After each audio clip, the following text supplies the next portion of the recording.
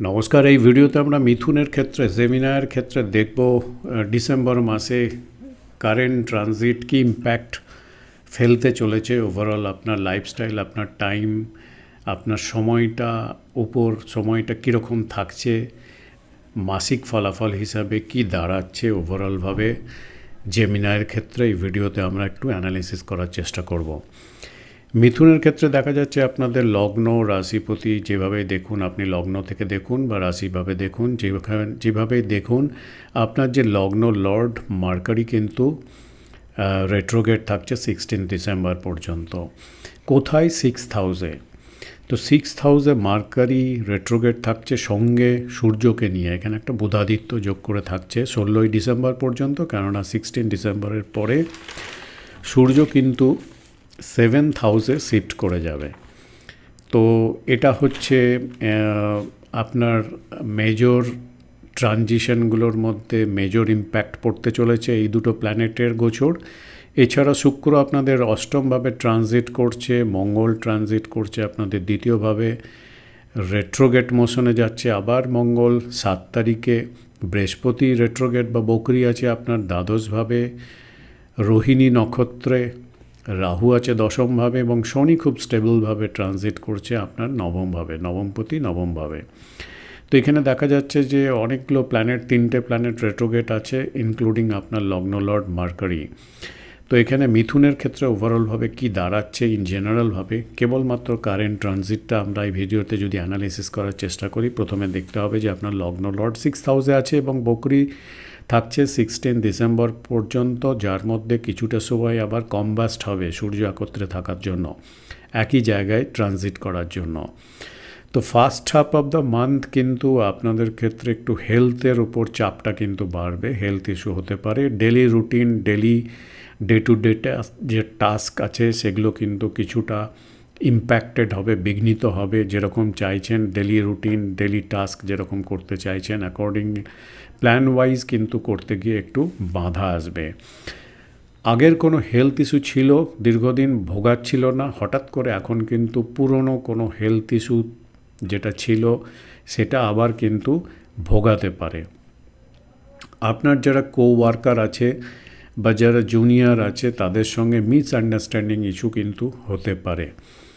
পুরনো কোনো টাস্ক আপনি ফেলে রেখেছিলেন, আপনার খুব ইম্পর্ট্যান্ট টাস্ক, কিন্তু সময়ের অভাবে করতে পারছিলেন না, এরকম কোনো কাজ এই মাসে কিন্তু আবার মনে হবে যে এটা না করলেই নয়, এটা এই মাসেই করতে হবে এবং তাৎক্ষণিকভাবে সেটার উপর ফোকাস করতে হবে বা ফোকাস করার মতো সম্ভাবনা তৈরি হবে, ট্রিগার করবে অ্যাকচুয়ালি সেই কাজটা না করলে আর চলবে না, এরকম একটা সিচুয়েশান তৈরি হতে পারে, যার ফলে এরকম পুরনো টাস্কের ওপর কনসেন্ট্রেশন দিতে হবে, ফোকাস দেওয়ার ফলে সেই কাজটা আপনার হয়ে যেতে পারে, এরকম প্রবাবিলিটি থাকছে।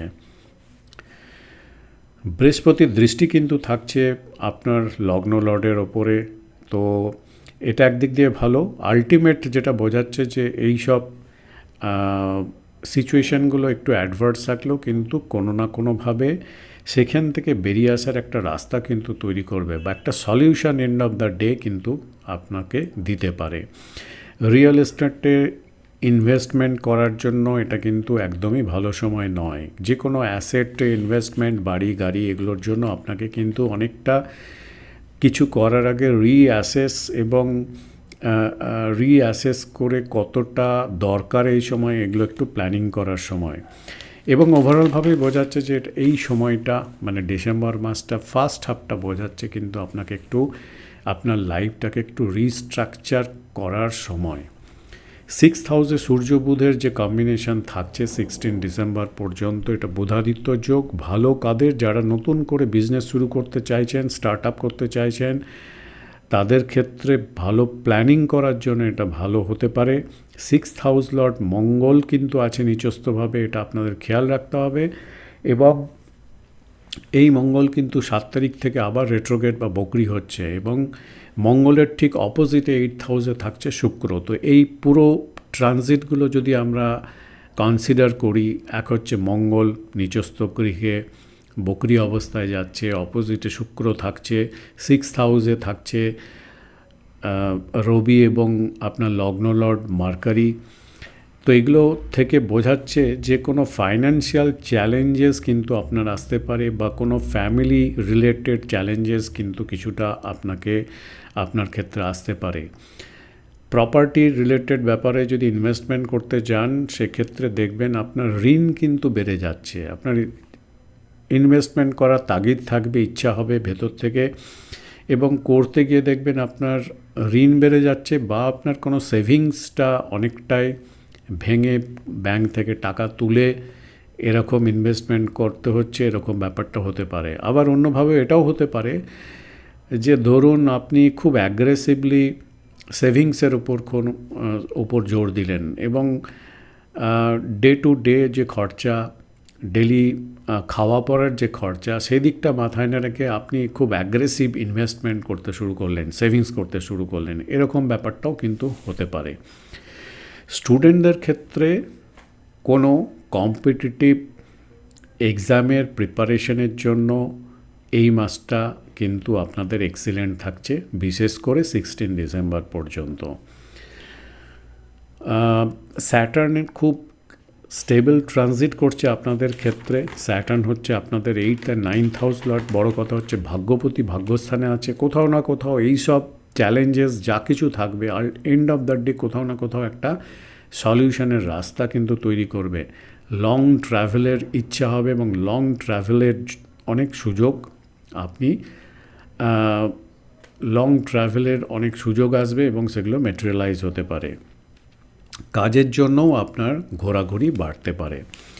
এবার জুপিটার যে রেট্রোগেট হয়ে রোহিণী নক্ষত্রে ট্রানজিট করছে, এটাও একদিক থেকে পজিটিভ হতে পারে। 7th and 10th house Lord 12th হাউসে রোহিণী নক্ষত্রে, চন্দ্রের নক্ষত্রে ট্রানজিট করছে। এটাতে আপনার মাইন্ড কিন্তু অস্বাভাবিকভাবে জীবনের যে ফিলোসফিক্যাল দিকগুলো, সেগুলোতে গভীরভাবে কানেক্ট করবে, এবং সেখানে আপনার মাইন্ড কিন্তু অনেকটা বিচরণ করবে, এবং এটা আপনাকে স্পিরিচুয়াল আধ্যাত্মিক কানেকশানের দিকে নিয়ে যেতে চাইবে, এবং আপনি চাইবেন এবং নিজেকে একটু একা একা রাখতে, একা একা থাকতে, একটু যেখানে কোলাহল নেই, নিস্তব্ধ জায়গা, সেখানে নিজেকে বেশ কিছুটা সময় দেওয়ার ইচ্ছা হবে। বিশেষ করে পাহাড়ি যেসব স্থান, যেসব জায়গাগুলো আছে, সেখানে ট্রাভেল করার ইচ্ছা আপনার বাড়বে। আগামী বছরের ফাইন্যান্সিয়াল প্ল্যানিংগুলো, বৃহস্পতি কিন্তু আপনাকে আগামী বছরের financial planning, relationship related, marriage related যদি কোনো প্ল্যানিং থাকে সেইগুলো, এবং কেরিয়ার রিলেটেড কোনো প্ল্যানিংগুলো আপনাকে যথাযথভাবে করতে সহায়তা প্রদান করতে পারে। 10th হাউসে রাহু ট্রানজিট আপনার কর্মক্ষেত্রে একটু আনস্টেবিলিটি বা কাজের চাপ, এটা কিন্তু কিছুটা ইন্ডিকেট করছে। তো এক কথায় বলা যেতে পারে এগুলোই থাকছে ডিসেম্বর মাসে মিথুনের ক্ষেত্রে, জেমিনাইয়ের ক্ষেত্রে মূল থিম। আশা করি ভিডিওটা আপনাদের একটা আইডিয়া পেতে হেল্প করবে। যদি ভিডিওটা ভালো লাগে একটা লাইক অবশ্যই করবেন। যারা নতুন দেখছেন সাবস্ক্রাইব করে রাখ। অনেক ধন্যবাদ।